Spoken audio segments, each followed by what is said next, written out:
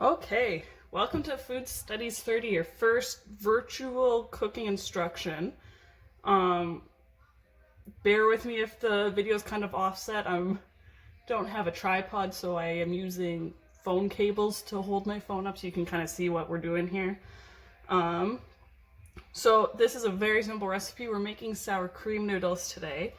All you need is 1 egg for 1 cup of flour, and then just enough milk in order to bring it together as a dough. So about 1/4 of a cup for 1 cup of flour, 1 egg. You might need a tablespoon more or less of milk, so it's just kind of adding a little bit at a time. Your sour cream, and then your butter for frying in. So we're gonna put these two off to the side. We're gonna use those later. And so here, let's start us off. You're gonna do your 1 cup of flour, crack your 1 egg,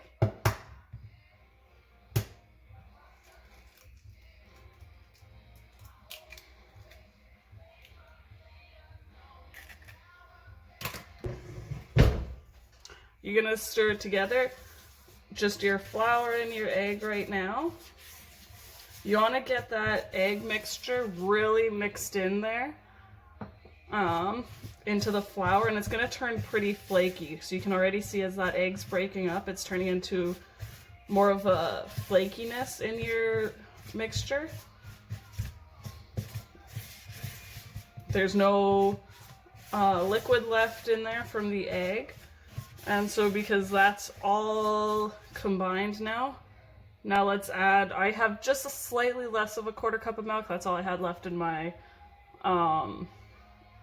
jug. I did go get a new one, but if you run out of milk while making this, you can also substitute part milk, part water for it. That is fine as well. So we're gonna start with that.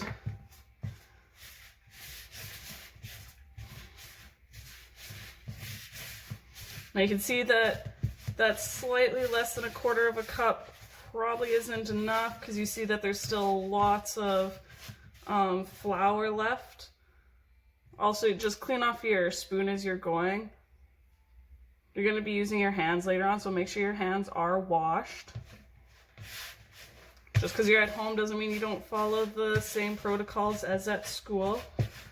Wash your hands, pull your hair back. You don't want to feed any of this to your family and them pulling out a hair from inside. Now, you can easily double this for your family. I know when I make this for my family, I usually triple the amount.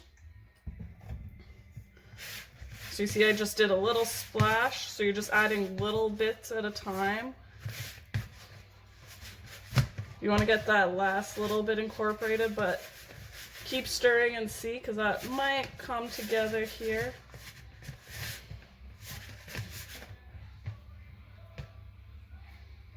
Okay. So you see now that's all one mixture. I'm going to add just a little drop of milk. It's probably like about 1/4 of a teaspoon that I just added there. I just want to add that just to bring the rest of this together. So now you see that it's in one nice clump. So you're going to move this aside. You're going to grab a little bit more flour.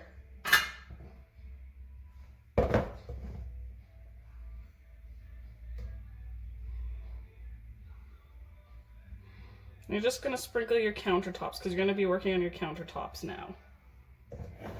Like I was saying, it would be easy to double this or triple this. I know my family, we triple this.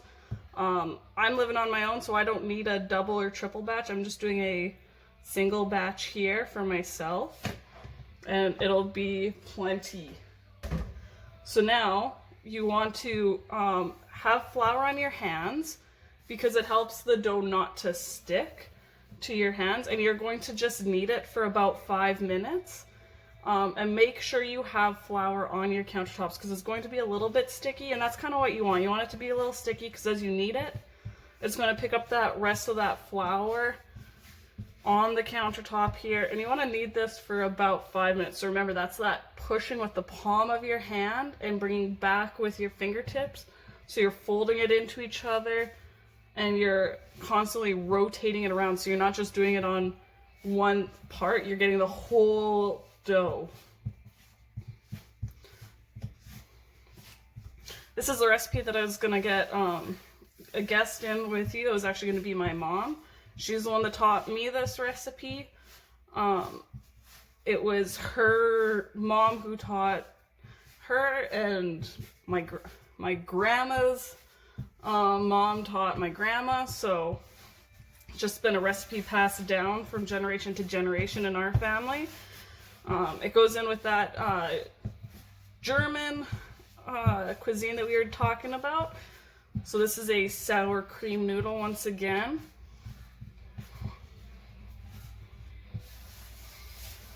Okay. So you see how this is a nice dough now? It's still a little sticky, but not quite. So it's time to roll this out, though I don't want to roll it out and have anything stick. So I'm gonna add a little bit more flour to the countertop here.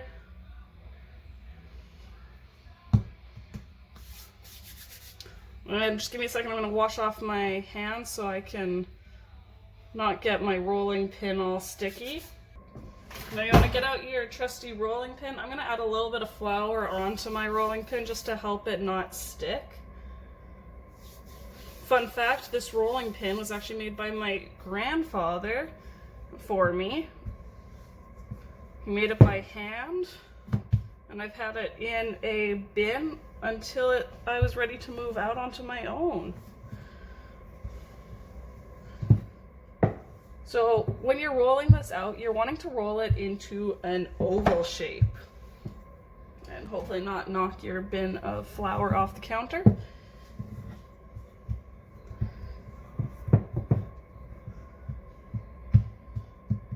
I'll show you about the thickness that you're going for in a second here.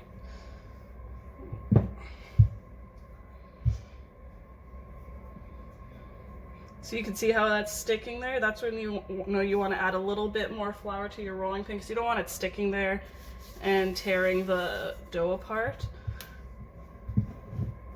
Okay, so that's a good thickness. Just so you guys can see about the thickness you're looking for. It's just about like that. You should be able to even peel it off the counter. You don't want it sticking to the counter. That's why you want that flour below. So you can kind of see the thickness of my dough here. It's not super thin, but it's not really thick.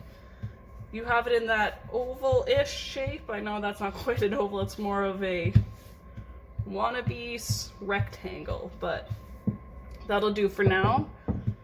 Now, this is when you grab your sour cream and so I had a half a cup measured out here. I think I'm not gonna quite need half a cup actually. So this recipe is lots of just kind of playing around with it. The measurements might not be exact unless the only thing that is going to be exact is having that 1-to-1 ratio for egg to cups of flour.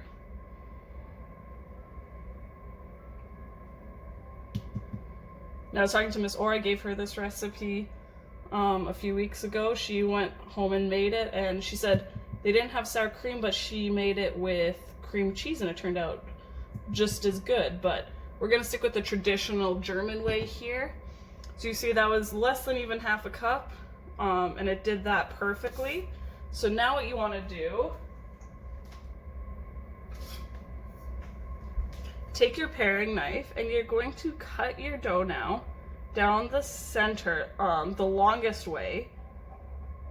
You don't want to go the short way because then it's going to make really thick noodles. You want to go the long way down. And you're going to take your noodles now down that section that you folded, and you're going to fold it in half.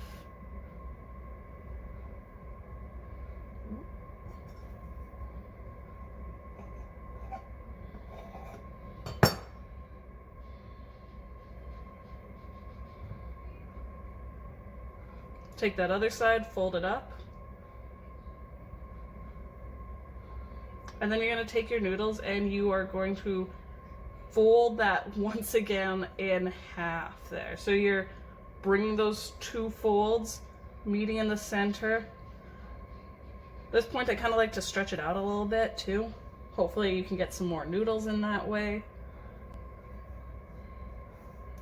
So that's your one noodle. We're gonna cut that, but I'm gonna put that off to the side so I can work with this other one now.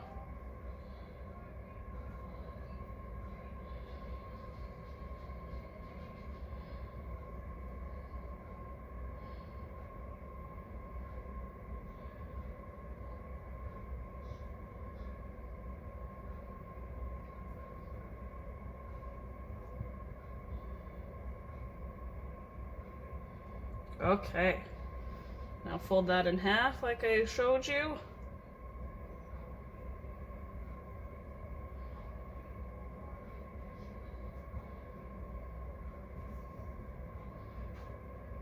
So now you have these two ropes of dough stuffed or folded in with sour cream. So you're gonna take your paring knife or any kind of knife that you're using and you're going to cut them into chunks.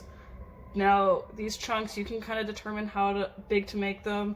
I think these are about inch lengths that I'm doing.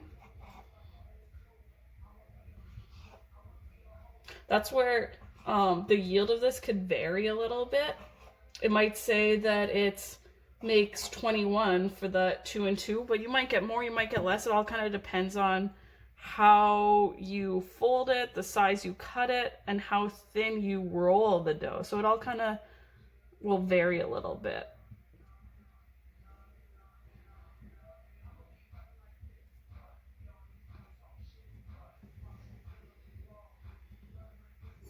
Okay. Next one.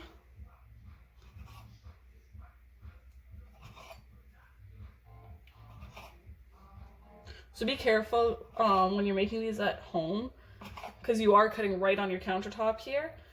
You don't want to cut into your countertop, so just kind of, you're not slamming your knife in there or really dragging it along. You're just wanting to get through that dough. So these are your pieces here, and now we're going to fry them. I need to pot with some blueberry syrup, or if you have choke cherry jelly or syrup, that's even better. I got my butter here melting. So I probably actually added a little too much. I did a 1/4 cup of butter. I probably could have done half of that even, but you know what? It's German, nothing's healthy about it. So now all you're doing is you're going to be putting your noodles into the butter and letting them cook. Now you can do this, like I said, with an electric skillet. I do not have one at my house. At the school we would have been using electric skillets, but I'm just using a regular skillet here, a regular frying pan.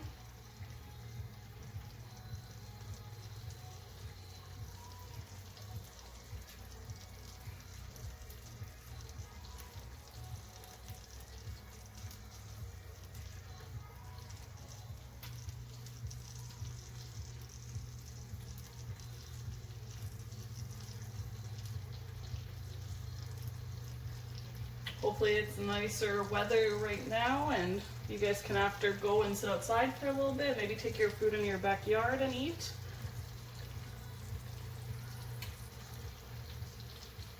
I know I'll be going outside to wash windows after this. Oh, perfect. See, I got all 19 of mine in my pan here. So those are slowly heating. I'm just gonna flip my sausages over here. Okay, let's see how these are looking. It's smelling good on my end here. I know you guys can't smell it, but all right, so you can see it's starting to get golden brown. Let's flip that back over and let's let that keep cooking. Let's check one of these other ones. No.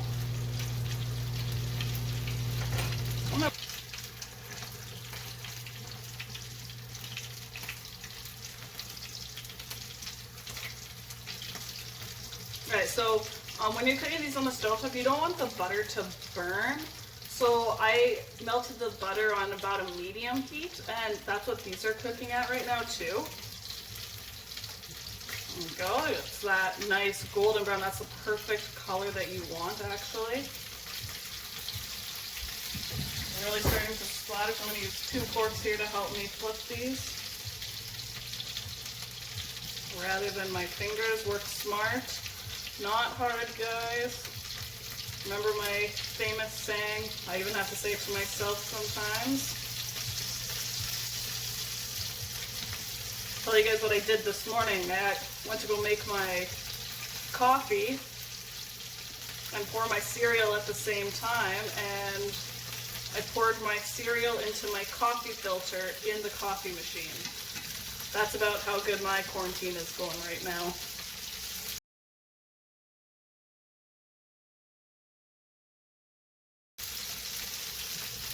Oh, that's perfect.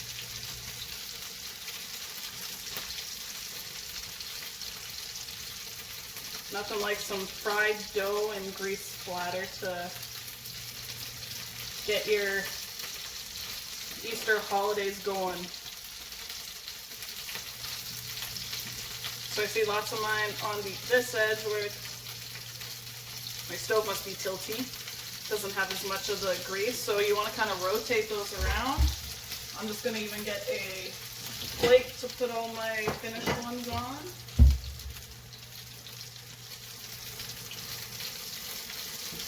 Bring some of these ones off to the edges that aren't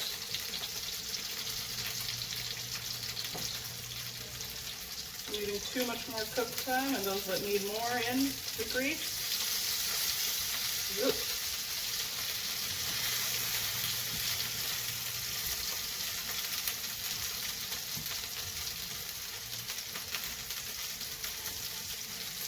Now, even if you have tongs at home, that'll be a good way to help flip some of these. If you have little siblings around, maybe you don't have them standing right beside you watching you make these. So you can see that this is golden brown on both sides. That's all you're looking for, is that golden brown on both sides. You don't want to burn them.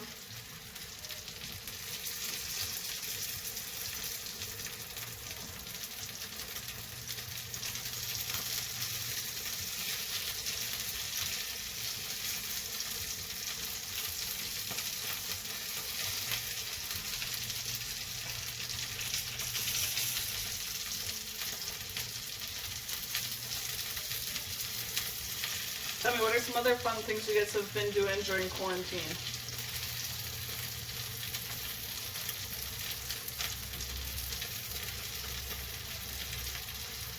Also, let me know if you guys are even just following along with the class at all. I'm curious to see who is actually reading the slides or following through with things. I've got some more cooking days coming up here with some more of your countries, and then I even have a assignment coming up for you guys to do. And remember, you guys can cook all this at home. Take pictures of it. When you send me the pictures of you making this, have your family write up a little blurb. How did you do? How was your cleanup? And you'll get marks for making this at home. It's a pretty simple recipe. It goes very fast.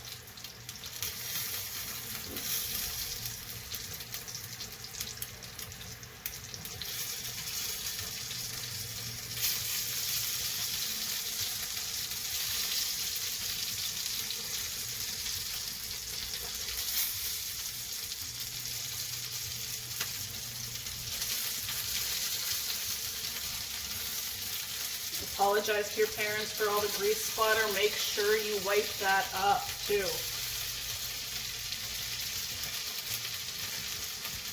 If your mom doesn't want that grease splatter inside, or your dad or your aunt or uncle, and you have an electric frying pan and it's nice out, make the noodles inside, put the noodles on a plate, but put your electric frying pan outside. Take your noodles out there and fry them outside so that that grease splatter isn't inside your kitchen. Thankfully, it's nice enough outside that you can have your windows open if you are making it inside and you don't have a exhaust fan. So there's the noodles. My sausage is almost done. I'll show you guys what the final plating will look like here. And make sure you turn off your cooktops here. Okay, that's it.